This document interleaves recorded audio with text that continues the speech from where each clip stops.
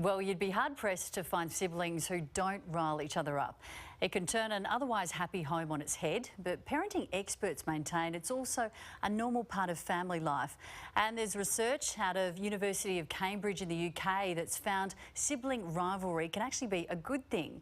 Claire Orange, our parenting expert, is live with us. Welcome, Claire. Now, this might come as a surprise to parents, but how can sibling rivalry have a positive effect on children? Yeah, I think it is very surprising if you have more than one child that there is any benefit, especially after 6 weeks of Christmas holidays, Emmy. But, you know, it's life skills. Children are learning such rich relationship skills that they can do with a sibling and practice like conflict resolution and negotiation, and they learn resilience. You know, life's not always fair. You don't always get a fair share, and that's just the way it is. So they're great life skills that you learn with a sibling.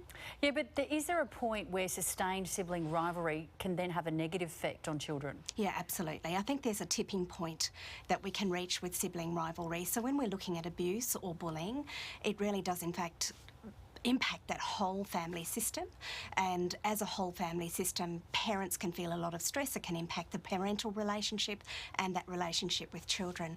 So if it does tip over into that abuse or bullying, families are well placed getting advice. And so what are those tips for parents who that can implement when the sibling rivalry just gets too much? Well, there's lots of things. I think sibling rivalry really grows out of jealousy and competition. So parents are well placed not comparing their children. That's, you know, you have different children with different abilities and different talents, so go with that.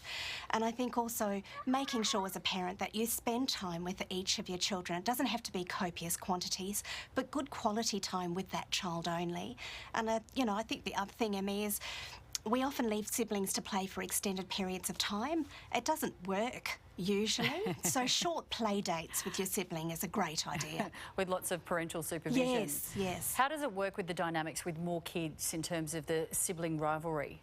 Well, I think generally what you get, it's more about the ages of the children and how far the ages are. So if you have lots of children but they're close, they grow up together and they grow up with that same dynamic. The further apart your children are in age and the more you have, obviously, the more difficult it gets, because you're parenting sometimes a toddler and a teen, and teens have very different requirements on life and resilience. So I think really it's family by family and the way families manage that as well. The system's in place. Yeah, always some great advice, Claire Orange. Thanks very much. Thanks, Emmy.